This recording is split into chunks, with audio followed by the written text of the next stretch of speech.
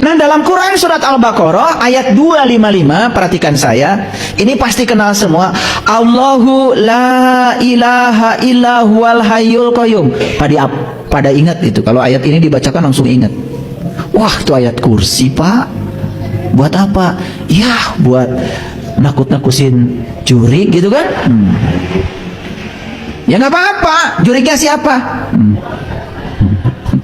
Pertanyaan dilanjutkan. Pada ngejawab ya, juri. Allah, la ilaha, tidak ada dia, illa, kecuali dia, hayyu, yang selalu hidup, qayyum, dan selalu terjaga. Maaf ya, saya menggunakan bahasa leksikal, bahasa kamus biar mengerti ya.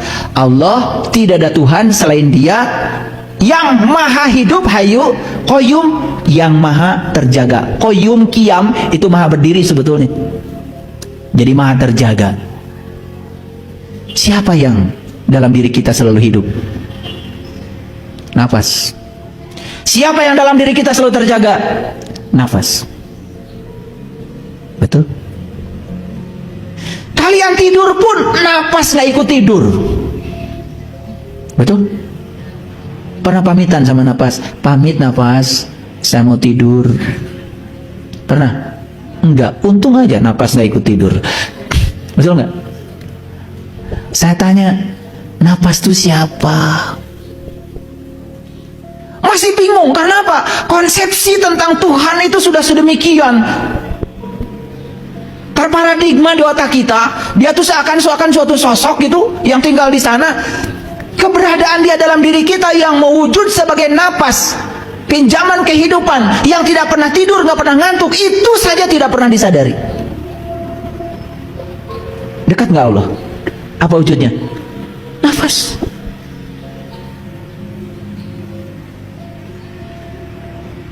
Orang melakukan kebaikan bernapas, orang melakukan keburukan bernafas.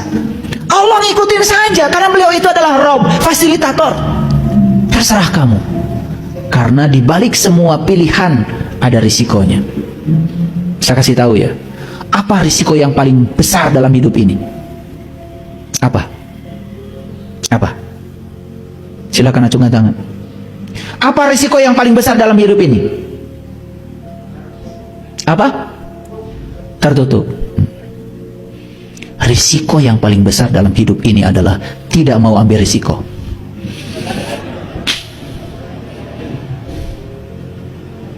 Betul nggak? Kalian tuh kalau ditanya mutar jawaban kemana-mana. Risiko yang paling besar dalam hidup ini adalah tidak mau ambil risiko. Itu risiko yang paling besar. Dan semua orang yang tidak ambil risiko pasti nggak berbuat apa-apa, bukan? Mau dagang takut rugi, betul? Mau belajar takut pinter, betul nggak? Iya. Mau bisnis takut kaya, betul apa tidak? Iya. Mau ngaji takut sesat, belum ngerti udah menilai orang. Ya. Semua orang yang tidak mau mengambil risiko apapun, hidupnya tidak akan mengalami kemajuan. Dan semua orang-orang hebat di semesta ini adalah orang-orang yang berani mengambil risiko dari sebuah pilihan hidupnya.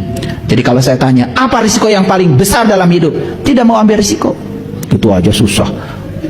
Tertutup lagi jawabannya. Kalau jawaban itu yang tuntas, sekali menjawab langsung tuntas. Paham? Tidak menimbulkan perdebatan lagi. Yuk kita lanjutkan. Allahu la ilaha illa huwal hayyul qayyum. Saya mau tanya sama kalian semua, terasa nggak yang maha hidup ada di sini sekarang? Apa wujudnya? Menghidupi kalian. Betul? Terasa nggak yang maha terjaga menjaga kita saat ini? Terasa? Apa wujudnya? Dia tidak pernah meninggalkan kita sesaat pun. Kalian makan, selesai makan, dia yang ngurus semuanya. Mana yang buat anus, yang mana buat ginjal, mana yang buat darah, yang mana buat otak, mana buat mata, mana dipisah-pisah oleh dia semuanya. Sadar nggak? Masih mencari keluar? Kalian lagi daging beris bawang di dapur, sek, kena darah, ada darah. Ambil betadin, tutup. Sel dalam tubuh ini hanya dalam sekejap melakukan aktivitas dengan kecerdasannya, menguntai diri untuk menghentikan darah dulu. Besok-besok menguntai diri untuk apa? Menyempurnakan yang terkoyak. Besok-besok menguntai diri untuk menyempurnakan. 2 minggu setelah kalian terluka, gak ada bekas lagi. Masih mencari Allah di luar dirimu, masih mencari yang maha terjaga di dalam diri kita. Ya Allah, kalian bisa melihat karena kehadiran Dia, kalian bisa mendengar karena kehadiran Dia, kalian bisa mengunyah semua makanan dan merasakan semua makanan karena kehadirannya. Kalau tidak ada napas, semua tidak bisa dirasakan. Masih mencari di luar dirimu. Heran saya. Begitu diceritakan yang sebenarnya kaget. Tapi begitu cerita hayalan, oh Allah di sana sedang menunggu kita nih, di sana.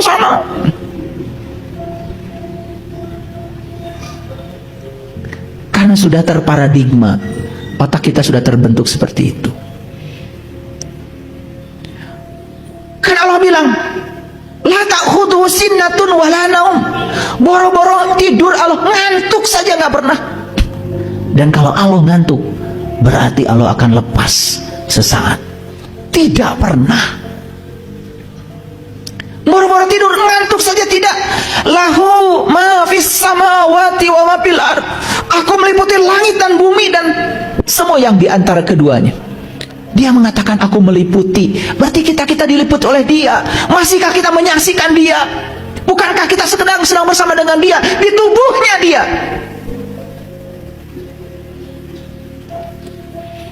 Kalau ikan masih menanyakan di mana garam, wajar, karena dia tidak sadar, karena dia hidup di laut. Kalau burung masih menanyakan di mana angkasa, wajar, karena dia tidak sadar. Tapi kalau manusia masih menanyakan di mana Tuhan, tidak wajar.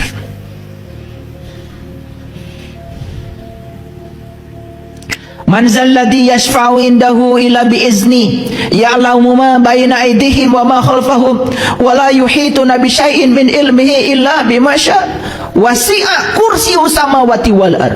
Kursi, apa kursi? Kursi itu siloka dari kekuasaan. Wasi'a kursiyyus samawati wal, kekuasaannya meliputi langit dan bumi. Itulah hebatnya yang Maha Kuasa. Semakin Dia berkuasa, semakin dekat dengan yang dikuasainya. Terasa nggak kuasanya Allah pada diri kita? Kalian sekarang bisa menggerakkan tangan, kuasa siapa? Kalian bisa membuka kacamata, kuasa siapa? Kalian bisa memasakkan kancing, masuk ke lubang kancing, kuasa siapa? Itu bukti bahwa kursinya, kuasanya meliputi langit dan bumi. Itulah bedanya kuasa Allah dengan kuasa manusia. Manusia jadi RT masih gampang ditemui. Mulai jadi lurah susah. Jadi camat tambah susah. Jadi bupati tambah susah. Jadi gubernur, oh tambah susah. Makin banyak ringnya. Hesek pangijeng saya. Makin tinggi jabatan manusia, makin jauh dari yang dikuasainya. Beda dengan Allah, makin maha kuasa. Justru kemahakuasaan Allah, Allah semakin dekat dengan yang dikuasainya.